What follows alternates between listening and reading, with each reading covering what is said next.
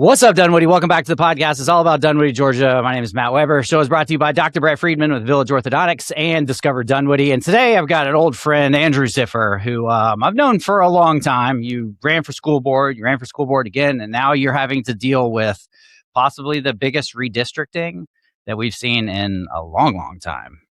Yeah, it's actually the biggest reorganization of buildings in DeKalb County Schools history, believe it or not. I believe So it. we have roughly 100, we have room for 110,000 students in the school district. And over the next few years, we're going to be below 90,000. So we have 20,000 empty seats in our school system. And just to give you a little bit of perspective, make sure I get the numbers right. There's about 179 or 180 plus or minus school districts in the state of Georgia. So 180, keep that in your head. Okay. I believe the statistic is like 160 something would actually fit in our empty seats in DeKalb County. Oh, So we wow. literally have like multiple school systems full of empty seats in our district. And what do empty seats mean? Empty seats mean more administration, more power bills to pay for, more buildings to fix, more roofs to fix, more parking lots to fix. And so just economies of scale, you want to focus the spending in the classroom and not on parking lot pavement. Yeah. Why is that happening? Why are there less kids now than there were 5 years ago? Oh, that's a long People aren't answer. having kids. People are sending their kids to private school. Well, all you young families, you're not replacing yourself, Mr. Weber. You need to have some more kids. Yeah, I think you're busy, two. You got to have some more. So hopefully you got 4 kids on your agenda, so you can start replacing yourself. No, just 2. We're done with 2. Yeah. I only have 1 kid, so I did not do my job replacing my wife and I.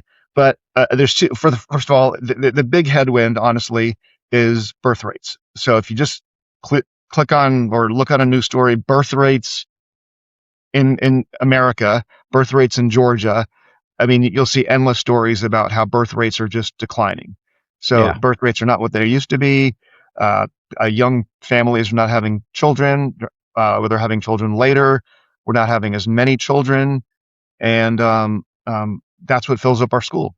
Young families with children, that's what fills up our school. And so if you're not replacing yourself, you're going to have some form of decline. In our area has kind of like a double headwind. So we have birth rates, and as a side note, we have like old people like me. I guess I'm not old. We don't move out of Dunwoody because we like living here, and so we're not making room for new families. But even more important than that, when we do make room for new families, young families, they can't afford the housing that's in Dunwoody. Right. So many years ago, I bought my house in 2006 in Dunwoody. I paid $400,000 for my house. I had no idea how I was going to afford that house. And could you imagine finding a $400,000 house in Dunwoody right now? Does that even exist? No. It does not exist. Not even townhome. That's tough to find. So how much are the townhomes in Dunwoody now? Do you know? They're probably about that, 400 maybe. But you can find, $800,000 townhomes, especially Sandy Springs. They got 1 million of them. But yeah, so that's interesting. In private school does has a little bit to do with that, right? Private school, and also the voucher program, parents who decide to homeschool.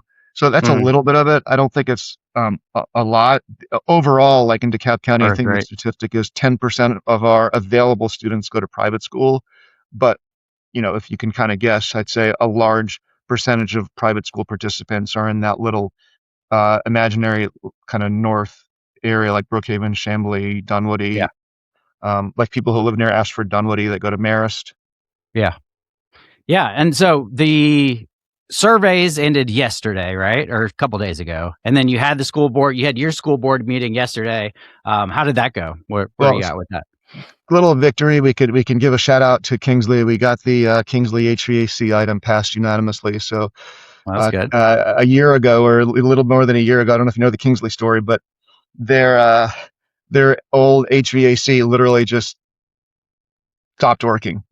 Yeah. Just like nothing. And so we had to buy something, or not buy, but rent something that one of the staff called affectionately the iron lung.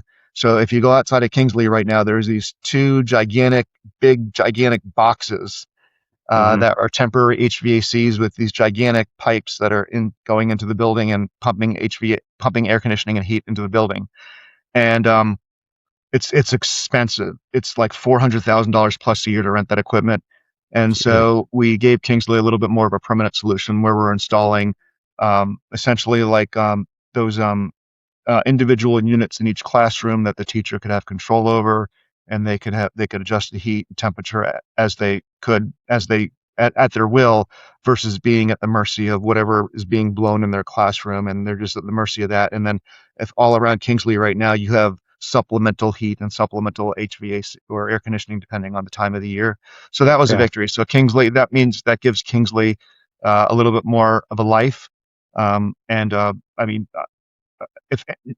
and so that was the good news. But also yesterday, they revealed some of the survey results, and some of the survey. And Dunwoody was the most obnoxious and angry of all of the schools. Are you saying that because you know, or because you're guessing it is? No, I'm just guessing. I just assume that we're the loudest. I've heard a lot of my friends live in Ashford Park too, so that Chamblee district, I bet, was up there too. Yeah. Do you remember when we first met? What you said about me? It was me, you, and Justin, and we were at your kitchen table, and I brought all the papers. Do you remember all of that? Yeah. And you said, super numbers oriented. Yeah, from now on, I always remember that time where you just said, "Oh, you always have your papers and your numbers." Well, here's some more numbers for you. Give us some numbers. But, so some of the survey participants yesterday, we had two sets of kind of two metrics about just participating in the survey or participating in engagement, and the virtual community meetings by cluster. Dunwoody High School cluster won the award at 28% of the entire engagement of the virtual process, and then Chamblee came in second place at 27%. So basically, half of the engagement for the virtual meeting, at least, was from my two high schools. So that was. There's 7 of them total. So that's crazy, right? 7. Well, there's about 20 high schools, but 2 high schools took up a majority of the feedback, and so it's good and bad. My 2 high schools speak their mind. Yeah. And then also it unfortunately creates this little bit of, it's hard. You have to listen to everybody, but there are some people who talk more. And so then you have to reach out to the communities that are not being heard or not being, not speaking saying what they need to say. And, that was the virtual meeting, but the in-cluster meetings, the data was a little bit different. So Chamblee High School was about 41% of the in-person participation, which is mainly at that Cross Keys meeting. So Cross Keys is very close to the Chamblee cluster.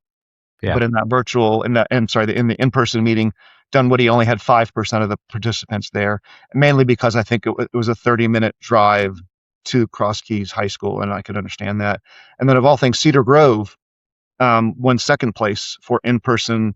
So the Cedar Grove High School cluster won second place for in-person engagement. So it was a little bit different for in-person. And just to advertise this a little bit, but one of the big pieces of feedback was Cross Keys is too far for Dunwoody and part of Chamblee. Please have a local meeting. And so we are getting a local meeting. And so the local meeting will be March 26, 2026, of course, 2026 at 6 p.m. Dunwoody High School. So please tell all your meetings. And March 26, 6 p.m., Dunwoody High School, come and give your input, listen to the community session, give your input on what's happening in our cluster. All right, quick timeout. You thinking about selling your home this year? Nah, probably not. Statistically, like 10% of you are. And if that's you, I would love to be a realtor right now.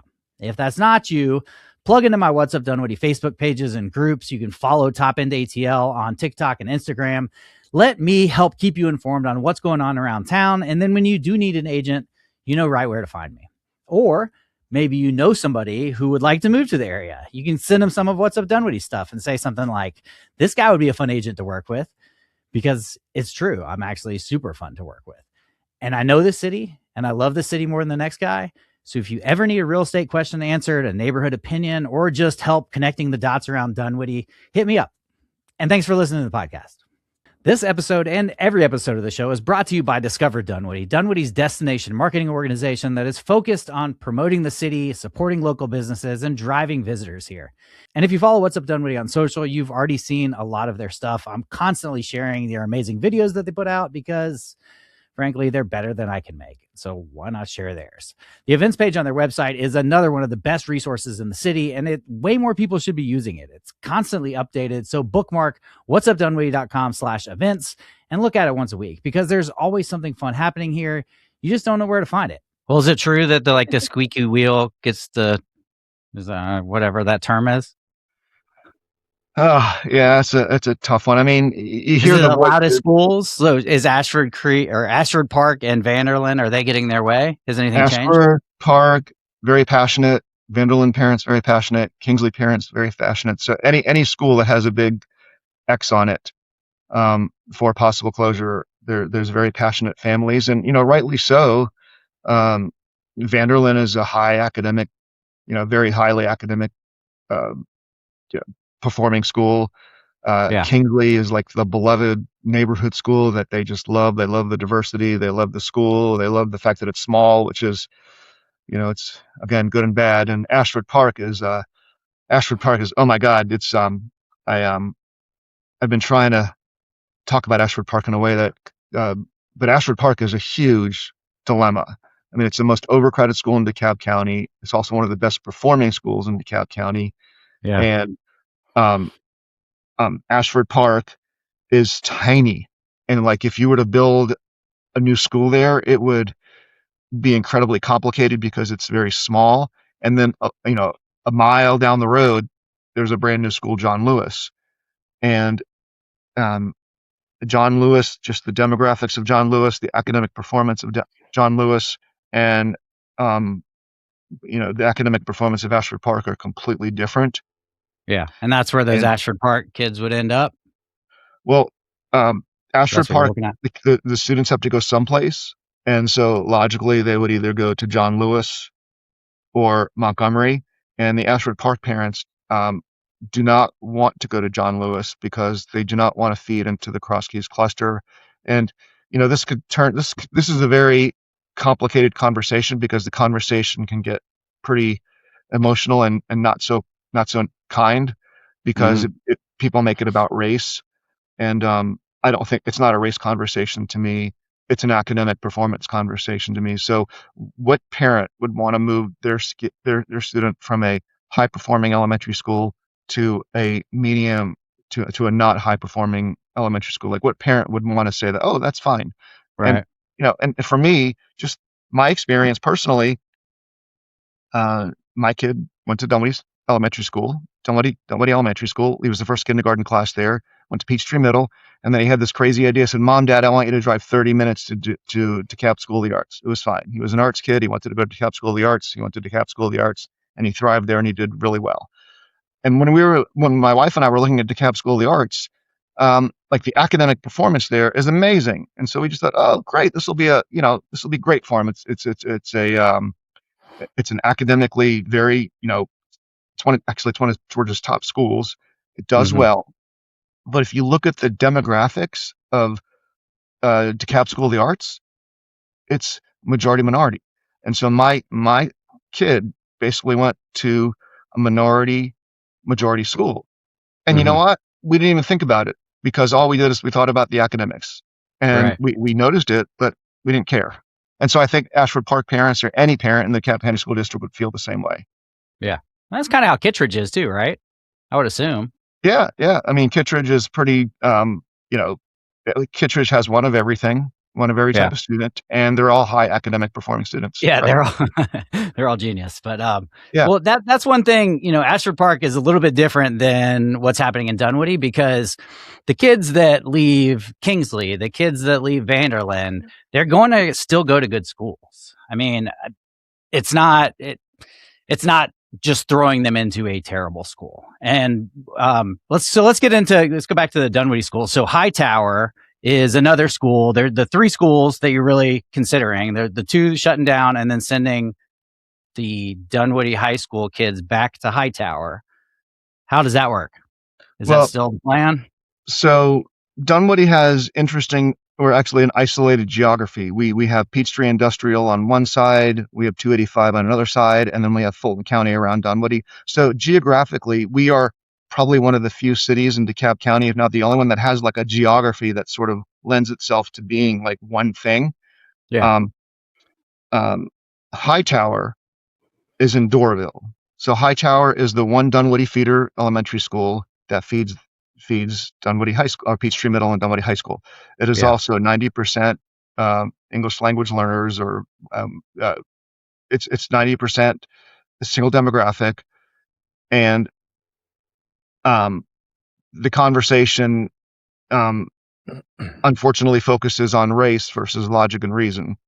And so Hightower does feed into Dunwoody. It also, while we have space in our elementary schools, our middle school's overcrowded and our high school's overcrowded. And Yeah. so we have Sequoia High School opening up soon and Sequoia Middle School opening up soon. And so that's going to open up a lot of middle school seats and high school seats in that Doraville cluster. And so the current scenario actually, has Hightower moving to that Sequoia cluster, which makes complete sense Yeah. It because does. it's going to remove the overcrowding from us. There's going to be extra seats in Doraville. And honestly, Doraville is now going to have extra capacity for whatever we do with that. So it's going to be an attendance zone school. And if we have extra seats, we have to figure out what to do with those extra seats too. Okay. Well, when are the final decisions going to be made? Because you asked for feedback. Everybody gave feedback. You're going to Yeah. have some meetings. Everybody's going to show up at the meetings. And then when do the decisions start getting made? Well, the school district is taking feedback very seriously. I know that a lot of people don't believe that statement, but it's true. We are taking feedback very seriously. In fact, at the last board meeting, I asked for all the raw comments so I could actually put the raw comments into my own model or my own AI model and figure out, what parents are saying, what are the themes. And they promised me that I'm going to get the comments. This was a funny one. I'm going to get the comments with all the profanity and everything right in there. So, Yeah. because Probably about right. I'm assuming some of the comments are not so nice, but there's going to be multiple rounds. So the round one survey just completed. We're going into round two scenarios right now. And so we're going to start to discuss those. But decisions are not going to be made until probably, let me see the schedule, but the schedule right now has January through May are going to be feedback and iteration sessions. Summer, they're going to refine potential scenarios based on the feedback we received. And then in the fall, we will start considering certain scenarios. So this fall, we're going to consider what we're doing and possibly vote on it. But that does not mean, the earliest any of this would affect us would be the 27, 28 school year, the earliest. Right. So nothing's changing next year. The only thing that would possibly change is when Dresden Elementary School comes on, which is in Doraville. And so when Dresden Elementary comes online, it's going to add more seats. And so there's going to be probably some redistricting just based on filling up that school. And, as a little side note too, we have an elementary school at West Nancy Creek. And so Carrie Reynolds Elementary School, which used to be at the current Sequoia Middle and High School site, they moved those students to the West Nancy Creek School just temporarily. And so then those Carrie Reynolds students will come back and go to some version of a Doraville elementary school. Has there been any talk in the last couple years of moving Dunwoody students out of Dunwoody? Because that's a selfish question for me. In Dunwoody North, we're so close to Doraville, and there is that Peachtree Industrial line. But we've always been worried in the back of our mind that we're going to end up in Doraville just because we're so close. If you just look at logic and reason, like there's no room for you. Like for first of all, Dunwoody North, Peachtree, Chesnut Elementary, and Peachtree Middle are across the street from Dunwoody North. So but it's so run down, and we just assume since Austin got the renovation first that thinking just in the back of everybody's mind that Chesnut was going to disappear and we're going to end up somewhere else. I can say, and we could maybe put this on a loop someplace, but I have not heard any conversation about moving Dunwoody North or any of the eastern border Dunwoody neighborhoods on the other side of Peachtree Industrial to Hightower. I have not heard a single conversation about that. In fact, the Yeah, only that's great. conversations I've heard are we need to reduce Hightower, which is one of the most overcrowded elementary schools, and it's probably one of the top 5 overcrowded elementary schools in DeKalb County. We need to Yeah. take some of those students and move them east into the Doraville cluster further to reduce overcrowding there. And so Okay. a lot of parents have told me about that, and I get it. And you know, as much as possible, I try to tell people this is what's happening. I do have office hours now every Friday. I sit and eat lunch with whoever wants to talk to me. I'll eat lunch with small groups every Friday. And so that conversation has been, you know, it's just fear. It's fear, Yeah. and it's not based in anything that I know or to What be about true. Kingsley? Has there been any talk of moving the Kingsley kids out of the Dunwoody cluster? No, none. In fact, the conversations right now, um, so we have Vanderlyn and Kingsley on this possible closure list, but there's this, I did a Facebook post about this, but um, if you just look at Dunwoody clusters directional data, I think the metric is we have about 4,000 elementary school seats in Dunwoody. Mm-hmm. I think I'm getting that right. But we have about 3,500 students predicted to be in the Dunwoody cluster. So we essentially have an elementary school, an extra elementary school in Dunwoody, and 500 students is roughly the size of Kingsley, Chesnut, Vanderlyn. Yeah. Chesnut, the current direction or the current conversation is that we would expand Chesnut. So we would make Chesnut a larger school and move students there. And then the conversation becomes, Kingsley and Vanderlyn, what do we do with it? And so it's going to be what happens first. Do we decommission Kingsley or do we decommission Vanderlyn? And I honestly made a recommendation for the Kingsley pack and the Vanderlyn pack to get together and actually talk about this, to actually give us some valuable feedback. And um, but if Vanderlyn were to go first, the Vanderlyn students would be distributed to just basically Austin and Dunwoody High School. I'm sorry, Dunwoody Elementary Elementary. School, and they would all most of them would fit there. Um, if Kingsley were to go first, Kingsley would honestly their students population would go to Vanderlyn and Dunwoody Elementary, maybe Austin, because Austin's a little bit more complicated because you're passing 2 elementary schools from Kingsley. So I don't know if that necessarily makes sense. Yeah. But we could only do one right now. We could only do one school with just attendance boundary changes. We can't do 2. So in order for the second elementary school to situation to be resolved, we have to spend money. And honestly, spending money on these construction projects is like it's way in the future and there is no time for it. And so, this is going to be 5 years plus in another splost. Yeah. So, my guess is one of the schools will, this is just my guess, my opinion and just my guess, but one school will be consolidated. And then if there is another school consolidation, it will be way after those starting kindergartners are already in middle school. Oh, okay. So you're expecting some trailers at Chesnut probably, or Dunwoody No, I don't. Elementary, or We're not going to overcrowd a school. We would just put them in the empty seats. Our Dunwoody okay. schools, Austin, Dunwoody Elementary, even Vanderlyn and Kingsley, we have empty seats every place. I think the only one that doesn't really have empty seats is Chesnut. Okay. I think Chesnut is. Let's see the data. Chesnut is. Yeah, Chesnut is well over capacity right now. I think the last data I have, which probably is directionally correct, is about 120% capacity at Chesnut. Okay. So we're not moving kids to Chesnut right now. Okay. And then why was Chesnut the one that is going to get expansion? Just because it was a larger piece of land? It's larger campus. It's proximity to Peachtree Middle. It's on a main road. It's close to 285. It's easy for the buses to get in and out.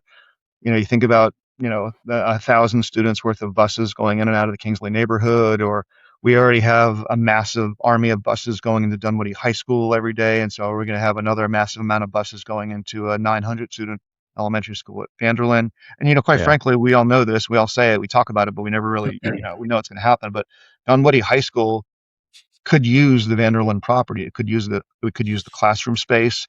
It Yeah. could use field space. Like we could have the girls. I don't know if you ever heard the girls softball field story, but like the girls softball field there is very sad. We need to do Mhm. something about that, and we need to expand this field space. I know there's a lot of conversation about parking and using Vanderlyn for Dunwoody High School parking. To me, that's a really boring conversation, and that's not why you close that on you don't close down an elementary school for high schoolers to park. You tell Yeah. high schoolers to walk to school, stop driving. That's my Yeah. solution. So what about Sequoia? That's a school that you guys have just built from scratch, right? And that's going to be high school and middle school. Is that right? Correct. So we have a pretty big piece of land in Doraville, just right side inside Beaufort, inside 285 off of Beaufort Highway. It's a very large campus. It was a middle school and an elementary school, and so now the middle school got so overcrowded in Doraville that the middle school took over the elementary school space, which was the Carrie Reynolds school that we talked about. And Carrie Reynolds then moved to Nancy Creek and Chamblee just temporarily until we get elementary school seats. But Doraville has been a very overcrowded and neglected cluster for a long time. And so Yeah. now we have kind of the coin flipping where Cross Keys is getting a pretty big renovation. And then we're getting a new Sequoia High School and a new Sequoia Middle School. Now, in this entire conversation, I don't know if you kind of heard this, but they're going to have 2 high schools and 1 middle school. So that's going to be interesting. We're going to have to figure out how to do that. And but it is the biggest construction project, or one of the biggest construction projects in the state of Georgia for a school right now, because we're building about a school that's going to hold about 3,000 students. Mm-hmm. And so between middle school and high school, and they're going to be divided. They'll be able to. It's also going to be an efficient school too, because like you'll have one kitchen. You'll have you get a middle school cafeteria on one side, a high school cafeteria on the other side. You get to share facilities, and so there's going to be a lot of administration and utility bills and consolidation of administration at that one location. And so it's exciting. And that's and the so, whole idea of this whole thing, is having less tiny schools, and going, to more economically feasible setups. yeah, I mean, just think about it. Do you want 10 schools that hold 3,000 students, or do you want 3 schools that hold 3,000 students? You think about the administration of that, and I mean, there as unfeeling sometimes as to say, there is the business of running a school district, and the school, when you're running the business of the school district, you don't want to spend money on utility bills. You want to spend money on teachers, paraprofessionals, guidance counselors, mental health professionals. We don't want to spend money on you know, uh, workers who actually work in there, administration that's not in the classroom, gas bills, light bills, roofs. I don't want to spend money on roofs. I'd rather hire a teacher than replace a roof. How did we get in this situation to begin with? Was it kind of the idea was that you want smaller schools? They're easier to handle. I think that's what parents want, is small classrooms. Well, you remember classroom We've size. got a few tiny schools in Dunwoody. Yeah, and they're all throughout the district. I mean, imagine we have schools in the district that are actually small schools, and they're at like 50 or 60% capacity too. So you think about that's a very expensive school to operate for the district when you have 500 student capacity and you have 300 students there, because a 300 student school still needs the same resources as a 500 student school as far as administration and custodial services, cafeteria workers, principals, assistant principals, Air conditioning. Yeah. So you want to focus your resources in the classroom, and classroom size and school size are not correlated to each other. We're not stuffing 1,000 students into one school and then making the classroom size bigger. That's not what we're trying to do. We're trying to consolidate where the students are. In fact, when we have these larger schools, we will have the ability we'll be more flexible with how we configure the classrooms. When you have 2 for second grade classes, your flexibility on what to do is very limited. But if you have 3, 4, 5 second grade classes, your flexibility is a lot more. Yeah. Can you have there been any other alternatives to shutting down Vanderlyn and Kingsley and moving Hightower? Like, have you guys talked about Chesnut? Have you talked about everything? So the board, many years ago when this process started, the SAP team was intentionally given the directive: do not let before the board influenced this. Okay. Because if the board influences this, it becomes a political process. And they did not want this to be a political process. And so we hired a third-party consultant to help our district do this, because honestly, our district has never reorganized on a scale of this magnitude. So they hired a competent third-party consultant who also did the Atlanta public school system, just incidentally, to make these recommendations and to honestly just do what's logical and reasonable. And then those recommendations will surface up to us. And then our job is to, of course, add input, but then our job is ultimately just to say yes or no. Okay. So that third party probably doesn't know anything about Seacrest Stadium and, shutting that down to build a parking lot for the high school.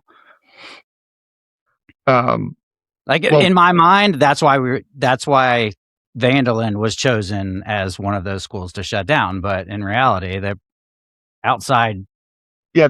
Anything dealing with the Seacrest Stadium I'm not aware of any sort of moving parts that had anything to do with the conversation. I think it mainly had to deal with school size, facility score, and, which schools do we want to keep? I mean, there could be an argument Vanderlyn's getting shut down because it's a small school, not because they need a parking lot for the high school. Well, and the vicinity to the high school. I mean, because it makes sense that the high school can use that school. And possibly, somebody's thinking about, well, can Dunwoody High School use those classrooms? And Dunwoody High School has a trailer farm.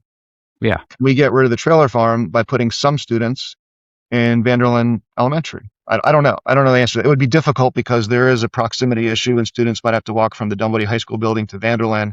But I'm just thinking out loud right now. And of course, none of this is just me talking, not any decisions, but like you see that you've driven by Dunwoody High School and you've seen the trailer farm. Yeah. Okay. And that could be used for parking, really.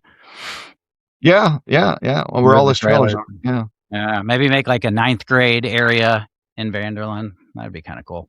Yeah. And then, quite frankly, the parking for the Seacrest Stadium will be, it'll be at Dunwoody High School, but it'll also be, it'll be 5 games a year. It'll be at Dunwoody Elementary School. It'll be at St. Luke's, and the parking will, they've already thought about this, that where do you park all these people for these 5 nights a year? There's these extra games, and, they've definitely thought about how to make all that work.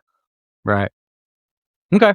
So give me some calls to action. So March 26th, Dunwoody High School, you want everybody to show up and give you their dismay in the situation. Give us positive, constructive feedback that is actionable and reasonable, and more about like how do we improve the cluster? How do we, focus spending on the classroom and not utility bills and roofs, and help me guide the decision process on how we make better decisions.